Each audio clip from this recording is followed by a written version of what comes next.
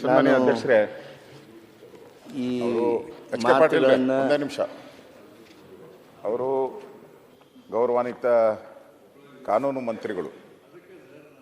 ಅವರು ಈಗ ಎಲ್ಲ ಸದಸ್ಯರಿಗಿರುವಂಥ ಹಕ್ಕು, ಮಾತಾಡೋ ಹಕ್ಕು ಎಲ್ಲ ಸದಸ್ಯರಿಗಿದೆ. ನಾವೆಲ್ಲರೂ ಕೂಡ ಮಾತಾಡಿದ್ದೀರಿ. ಮಂತ್ರಿಗಳು ಯಾವ ವಿಚಾರಕ್ಕೆ, ಈ ವಿಚಾರಕ್ಕೆ ಉತ್ತರ ಕರ್ನಾಟಕ ಸಂಬಂಧಪಟ್ಟಂತೆ ಮಂತ್ರಿಗಳು ಮಾತಾಡೋಕ್ಕೆ ಎಲ್ಲಿ ಅವಕಾಶ ಇದೆ ರೂಲ್ ಬುಕ್ಕಲ್ಲಿ? ದಯವಿಟ್ಟು ನಾನು ಅದನ್ನೇ ನೋಡಿದೆ. ಈ 144 345 ಮಂತ್ರಿಗಳ ಹೇಳಿಕೆ ಅಂತಿದೆ.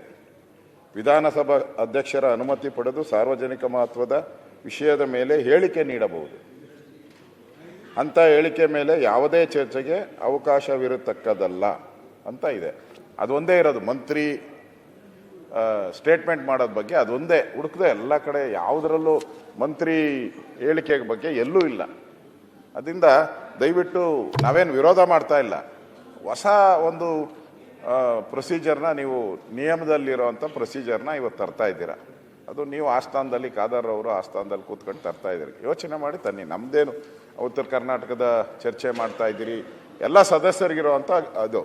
ಮಂತ್ರಿಗಳು ಏನೇ ಹೇಳಬೇಕಾದ್ರೂ ಅವ್ರದ್ದು ಒಂಥರ ಜಡ್ಜ್ಮೆಂಟ್ ಇದ್ದಂಗೆ. ಅವರು ಅಂದರೆ ಮಂತ್ರಿನೇ ಎದ್ದು ಇದು ಸರಿ ಇಲ್ಲ, ಅದು ಸರಿ ಇಲ್ಲ, ಅದು ಸರಿ ಇಲ್ಲ ಅಂದರೆ ಸರ್ಕಾರ ಗೋವಿಂದ, ಸರ್ಕಾರನೇ ಗೋವಿಂದ ಆಗೋಗ್ತದೆ. ಅದರಿಂದ ಯೋಚನೆ ಮಾಡಿ. ನಾನು ಸಲಹೆ ಅಷ್ಟೇ, ಯೋಚನೆ ಮಾಡಿ ಹೇಳಿ. ಈಗ ಮುಖ್ಯಮಂತ್ರಿಗಳು ಎದ್ದು ನಿಂತ್ಕೊಂಡು ಅದು ಸರಿ ಇಲ್ಲ, ಇದು ಸರಿ ಇಲ್ಲ, ಕಾನೂನು ಸರಿ ಇಲ್ಲ ಅಂತ ಹೇಳಿದ್ರೆ ಎಲ್ಲಿಗೋಗ್ಬೇಕು? ಅದರಿಂದ ನಮ್ಮ ಸಲಹೆ, ಇದೊಂದು ಹೊಸ ನಿಯಮವನ್ನು ನೀವು ಮಾಡಿದ್ರೆ ಮುಂದಕ್ಕೆ ಇದೇ ನಿಯಮ ಕಾನೂನು ಆಗೋಗ್ತೈತೆ ಸದನದಲ್ಲಿ ನಿಯಮಾವಳಿ. ಅದಕ್ಕೆ ಯೋಚನೆ ಮಾಡಿ. ನಾವೇನು ಎಚ್ ಕೆ ಪಾಟೀಲ್ ಅವ್ರಿಗೆ ವಿರೋಧ ಮಾಡಲ್ಲ. ಅವರು ಒಂಥರ ಸಜ್ಜನರಿದ್ದಾರೆ, ವಿರೋಧ ಮಾಡಲ್ಲ. ಆದರೆ ಹೇಳ್ಬೋದಾ ಇಲ್ಲ ಅನ್ನೋದು ನೀವು ಒಂದ್ಸರಿ ಬುಕ್ಕನ್ನು ನೋಡ್ಬಿಟ್ಟು ಒಂದು ರೂಲಿಂಗ್ ಕೊಟ್ಬಿಡಿ, ಒಳ್ಳೆ. ಈಗ ಮಾನ್ಯ ಅಧ್ಯಕ್ಷರೇ, ಮಾನ್ಯ ವಿರೋಧ ಪಕ್ಷದ ನಾಯಕರು ಒಂದು ಸಣ್ಣ ಸಲಹೆಯನ್ನು ಮಾಡಿದರು, ತಕರಾರು ಮಾಡಿದರು. ನಾನು ಅವ್ರ ಗಮನಕ್ಕೆ ತರ್ತೀನಿ. ನಾನು ಈ ಮಾತನಾಡುವಾಗ ಮುಖ್ಯಮಂತ್ರಿಗಳನ್ನು ಪರವಾನಗಿ ತಗೊಂಡೆ, ಸ್ಪೀಕರ್ ಪರವಾನಗಿ ತಗೊಂಡೆ. ನಾವು ಮಾತಾಡಬಾರ್ದು ಅಂಥೇಳಿ ಯಾವುದೇ ನಿಯಮಗಳ ಅಡ್ಡಿ ಇಲ್ಲ. ನಾನು ನಿಮಗೆ ಉದಾಹರಣೆ ಕೊಡ್ತೀನಿ. ಇದೇ ಸದನದೊಳಗೆ ತಾವೆಲ್ಲ ಮಂತ್ರಿಗಳಾಗಿದ್ರಿ. ಸನ್ಮಾನ್ಯ ಕಾಗೇರಿ ಅವರು ಸಂವಿಧಾನದ ಬಗ್ಗೆ ಚರ್ಚೆಗೆ ವಿಷಯ ತಗೊಂಡು ಬಂದರು. ಚುನಾವಣಾ ರಿಫಾರ್ಮ್ಸ್ ಬಗ್ಗೆ ವಿಚಾರ ಚರ್ಚೆಗೆ ತಗೊಂಡು ಬಂದರು. ನಾವು ಸದಸ್ಯರು ಮಾತನಾಡೋದಲ್ಲ, ಸ್ವತಃ ಅಧ್ಯಕ್ಷ ಪೀಠದಿಂದ ಕಾಗೇರಿಯವರು ಮಾತನಾಡಿದರು. ಅದು ತಮ್ಮ ಗಮನಕ್ಕೆ ತರ್ತೀನಿ. ಆ ಸಂದರ್ಭದಲ್ಲಿ ಮಂತ್ರಿಗಳು ಮಾತಾಡಿದರು. ಇದು ಯಾವುದೋ ಒಂದು ಸ್ಟೇಟ್ಮೆಂಟ್ ಮಾಡಿಲ್ಲ ನಾವು ಸರ್ಕಾರದವರು. ಈ ವಿಷಯವನ್ನು ಚರ್ಚೆಗೆ ತಂದಿದ್ದೇವೆ. ನಾನು ಯಾರನ್ನ ಟೀಕೆ ಮಾಡ್ತಾ ಇಲ್ಲ, ಅಥವಾ ನಮ್ಮ ಸರ್ಕಾರಕ್ಕೆ ನಾನು ಸಲಹೆ ಕೊಡ್ತೀನಿ ಅಂತಲ್ಲ, ಅಥವಾ ನಿಮ್ಮ ಮಾತಿಗೆ ನಾನು ಪ್ರತಿಕ್ರಿಯಿಸ್ತೀನಿ ಅಂತಲ್ಲ. ಉತ್ತರ ಕರ್ನಾಟಕದ ಜನ ನಾವು ಹೇಗೆ ನಮ್ಮನ್ನು ಅಭಿವೃದ್ಧಿಗೊಳಿಸ್ಬೋದು ಅನ್ನುವ ಪ್ರಾರ್ಥನೆ ಮಾಡಿಕೊಳ್ಳೋದಕ್ಕೆ ಅವಕಾಶ ಇರಲ್ವಾ? ಉತ್ತರ ಕರ್ನಾಟಕದ ಬಗ್ಗೆ ನಮ್ಮ ವಿಧಾನಸಭೆಯಲ್ಲಿ ಮಾನ್ಯ ಸದಸ್ಯರುಗಳು ಕಾನೂನು ಮಾಡಿಕೊಡ್ಬೇಕಾದ್ರೆ ನಾನು ಯಾರನ್ನು ಕೇಳಬೇಕು? ಬರೀ ನಮ್ಮ ಪಕ್ಷದವ್ರನ್ನ ಅಷ್ಟೇ ಕೇಳಿದ್ರೆ ನಡೆಯುತ್ತಾ? ನಾನು ನಿಮಗೂ ಪ್ರಾರ್ಥನೆ ಮಾಡಬೇಕು, ವಿನಂತಿ ಮಾಡಬೇಕು, ಒತ್ತಾಯ ಮಾಡಬೇಕು.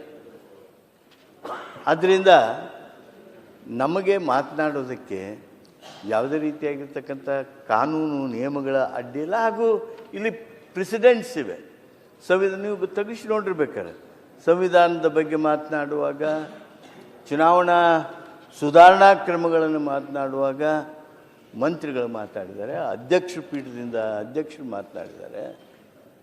ಇವೆಲ್ಲ ಉದಾಹರಣೆ ಇರುವಾಗ ಮಾತನಾಡೋದಕ್ಕೆ ಏನೂ ತೊಂದರೆ. ಆದರೆ ನಾನು ಮಾತಾಡೋದ್ರಲ್ಲಿ ಇಂಥ ವಿಷಯಕ್ಕೆ ತಕರಾರು ಐತೆ ನಮ್ಮದು ಅಂತ ಹೇಳಿದರೆ ಅದನ್ನು ನಾನು ಪರಿಗಣಿಸ್ಬೋದು. ಆದರೆ ನನ್ನ ಹಕ್ಕು ಅಥವಾ ನಿಮ್ಮ ಅನುಮತಿ ಮೇಲೆ ನಾನು ಪ್ರಾರಂಭ ಮಾಡಿರೋದ್ರಿಂದ ತಾವು ತಮ್ಮ ಚರ್ಚೆ ಇಲ್ಲ. ನಾನು ಹೇಳೋದು, ಮಾನ್ಯ ಎಚ್ ಕೆ ಪಾಟೀಲ್ರು ಸಂಸದೀಯ ಸಚಿವರು, ನೀವು ಉತ್ತರ ಕರ್ನಾಟಕದ ವಿಷಯದ ಕುರಿತಂತೆ ನಾನು ಸಲಹೆ ಕೊಡಬೇಕು, ಚರ್ಚೆ ಕೊಡಬೇಕು ಅಂತಂದ್ರೆ ಒಬ್ಬ ಸಚಿವರೇ ಇದನ್ನ ಚರ್ಚೆಗೆ ಎತ್ಕೊಂಡ್ಬಿಟ್ರೆ ಯಾವ ನಿಯಮಾವಳಿಯಲ್ಲಿದೆ? ಓಕೆ, ಅವ್ರು ಅದಕ್ಕೇನು ಉಲ್ಲೇಖ ಮಾಡಿದ್ರು? ಹಿಂದೆ ವಿಶ್ವೇಶ್ವರ ಹೆಗಡೆ ಅವರು ಸಭಾಧ್ಯಕ್ಷರಾಗಿದ್ದಾಗ ಚುನಾವಣೆ ವಿಷಯ ಮತ್ತು ಸಂವಿಧಾನದ ಅಂತ, ಅವಾಗ ಸರ್ಕಾರದ ಉತ್ತರ ಅಂತ ಏನು ಎಲ್ಲೂ ಇರಲಿಲ್ಲ.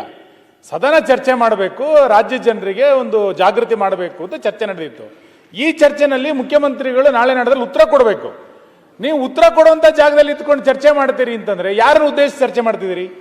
ಆಯ್ತಪ್ಪ, ಅವ್ರು ಅದಕ್ಕೆ ಇನ್ನೊಂದು ಹೆಜ್ಜೆ ಮುಂದೆ ಹೇಳಿದ್ರು, ನಾನು ಅರಿಕೆ ಮಾಡ್ಕೊಳ್ತೇನೆ ಉತ್ತರ ಕರ್ನಾಟಕ ಜನರಿಗೆ ಅಂತ. ನಾಳೆ ಇನ್ನೊಂದು ಕ್ವಶನ್ ಅವ್ರು ಬರುತ್ತೆ ಅಥವಾ ಇನ್ಯಾವುದೋ ಒಂದು ಕಾಲಿಂಗ್ ಅಟೆನ್ಷನ್ ಬರುತ್ತೆ, ಇನ್ನೊಬ್ಬ ಸಚಿವ ನಿಂತ್ಕೊಂಡು ನಾನು ಅರಿಕೆ ಮಾಡ್ಕೊಳ್ತೀನಿ ಅಂತ ಅಂದ್ಬಿಟ್ರೆ ದಯಮಾಡಿ ಆ ಪೀಠದಿಂದ ಹೊಸ ರೂಲ್ಸ್ಗಳಿಗೆ ನೀವು ಅವಕಾಶ ಮಾಡಿಕೊಡ್ಬೇಡಿ. ಇಲ್ಲಿಯ ತನಕದ ಪದ್ಧತಿ ಯಾವುದೇ ಕಾರಣಕ್ಕೂ ಈ ರೀತಿಯಾದಂಥ ಚರ್ಚೆಗಳಲ್ಲಿ ಸಚಿವರು ಭಾಗವಹಿಸಿದಂಥ ಉದಾಹರಣೆ ಇಲ್ಲ. ನಾನು ಎಚ್ ಕೆ ಪಾಟೀಲ್ರು ಸಂಸದೀಯ ಸಚಿವರು, ಅವ್ರಿಗೆ ಗೌರವ ಕೊಟ್ಟು ಮಾತಾಡ್ತಿದ್ದೀನಿ. ಇದೇ ನಾನು ನಿಮ್ಮ ಚೇಂಬರ್ನಲ್ಲೂ ಹೇಳಿದೆ, ಹಿಂದೆ ನಮ್ಮ ಸರ್ಕಾರ ಇದ್ದಾಗ ಗೋಲಿಬಾರ್, ಮಂಗಳೂರಿನಲ್ಲಿ ಗೋಲಿಬಾರ್ ಘಟನೆ ನಡೆದಾಗ ಚರ್ಚೆಗಳು ದೊಡ್ಡದಾಗಿ ನಡೆದಿತ್ತು. ವಿರೋಧ ಪಕ್ಷದ ನಾಯಕರು ಸಿದ್ದರಾಮಯ್ಯನವರು ಇಲ್ಲಿ ಕೂತಿದ್ರು.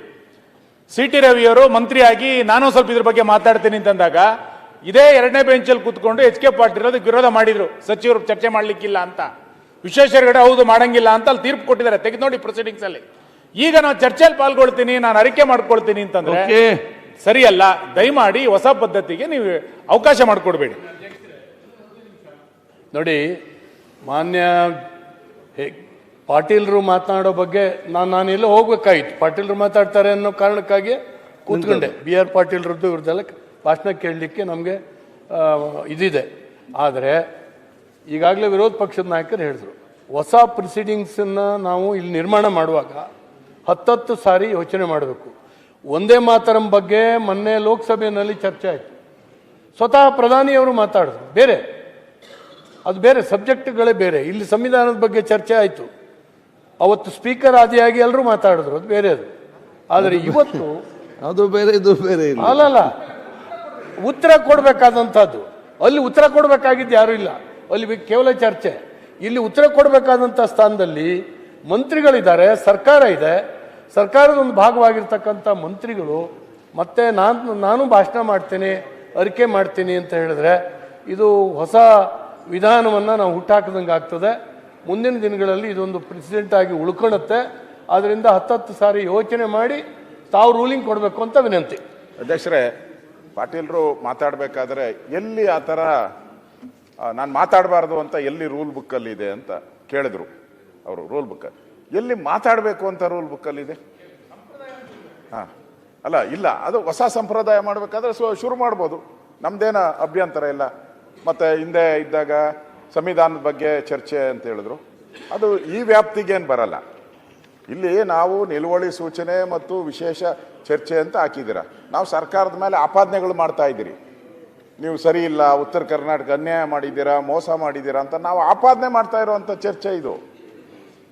ಇದು ಯಾವುದೋ ಸಂವಿಧಾನದ ಬಗ್ಗೆ ಅಥವಾ ಒಂದೇ ಮಾತರಂ ಬಗ್ಗೆ ನೀವು ತಂದಾಗ ಅದನ್ನು ಎಲ್ಲರೂ ಮಾತಾಡ್ತೀರಿ, ದಟ್ ಈಸ್ ಡಿಫರೆಂಟ್. ನಾವು ತಂದಿರೋವಂಥದ್ದು ಸರಿ ಇಲ್ಲ, ನೀವು ಸರಿ ಇಲ್ಲ, ನೀವು ಸರಿ ನಾನು ಹೇಳಿದಾರೆ, ಸುಳ್ಳೇ ಸುಳ್ಳು ಅಂತ ನಾನು ಹೇಳಿದ್ದೀನಿ ಅಂತ ಮುಖ್ಯಮಂತ್ರಿಗಳು ಹೇಳಿದ್ರು. ಅದರಿಂದ ಅಧ್ಯಕ್ಷರೇ, ಈ ಕಡೆ ನೋಡಿ, ನಮ್ದೇನು ತಕರಾಲಿಲ್ಲ, ನಿಮ್ಮ ಸೀಟಿಗೆ ತಕರಾಲು, ನಿಮ್ಮ ಸೀಟಿಗೆ ತಕರಾಲು. ನೀವೇನೋ ಹೊಸ್ದಾಗಿ ಶುರು ಮಾಡಿದ್ರೆ ಅದು ಎಲ್ಲರೂ ಅದನ್ನೇ ಕೋಟ್ ಮಾಡಿ ಮಾತಾಡಕ್ಕೆ ಎಲ್ಲ ಮಂತ್ರಿಗಳು, ಇವತ್ತು ನೀವಿರ್ತೀರಾ, ನಾಳೆ ನಾವು ಇನ್ನೊಬ್ಬರು ಬರ್ಬೋದು, ಎಲ್ಲರೂ ಅದನ್ನೇ ಶುರು ಮಾಡ್ಕೊಂತಾರೆ. ಯೋಚನೆ ಮಾಡಿ ರೂಲಿಂಗ್ ಕೊಡ್ಲಿ ಅವರು. ಲಾ ಮಿನಿಸ್ಟರ್ ಏನಂತಂದ್ರೆ, on important issues it wanted to be debated in the house, discussion in the house, take it forward. ಏನಾದ್ರು ಒಂದು ಸೊಲ್ಯೂಷನ್ ಕಂಡುಹಿಡಿಯಕ್ ಆಗ್ತದಾ? ಇದು ರಾಜ್ಯದ ಕೆಲವು ಅದೆಲ್ಲ ಮಾಡ್ತೀವಿ, ಕ್ಯಾಬಿನೆಟ್ ಅಲ್ಲಿ ಮಾಡೋದಿದೆ. ಬಟ್ ಹೌಸ್ ಅದು ಸರ್ಕಾರ ಪಾಟೀಲ್ರ ಜ್ಞಾನಕ್ಕೆ, ಎಚ್ ಕೆ ಪಾಟೀಲ್ರ ಅನುಭವದ ಬಗ್ಗೆ ನಮ್ ಚರ್ಚೆ ಇಲ್ಲ. ಅದು ಸರ್ಕಾರಕ್ಕೆ ಸರಿ ಸರ್, ಕೂಡ ಜೊತೆ ತಗೋಬೇಕು. ಶಿವಕುಮಾರ್, ಇದನ್ನ ಉಪಮುಖ್ಯಮಂತ್ರಿಗಳೇ ತುಂಬಾ ಲೈಟರ್ ವೇಲ್ ತಗೋಬೇಡಿ. ನೀವು ಮಾತಾಡ್ಸಿದ್ರೆ ಮಾತಾಡ್ಸಿ, ನಾವು ಕುತ್ಕೊಂಡು ಕೇಳ್ತೀವಿ.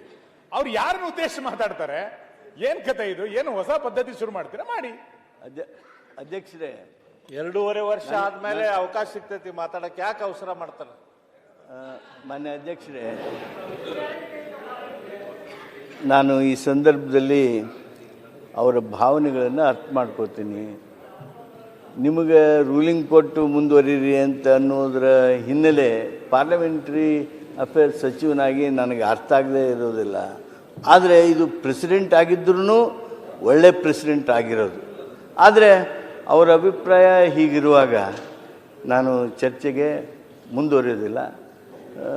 ಮತ್ತು ಸಂದರ್ಭ ಬಂದಾಗ ಸರ್ಕಾರದ ಪರವಾಗಿ ಉತ್ತರ ಹೇಳುವಂಥ ಅವಕಾಶವನ್ನು ಮಾನ್ಯ ಮುಖ್ಯಮಂತ್ರಿಗಳು ಅವಕಾಶ ಕೊಟ್ಟಾಗ ಅದನ್ನು ಬಳಸ್ಕೊತೀನಿ.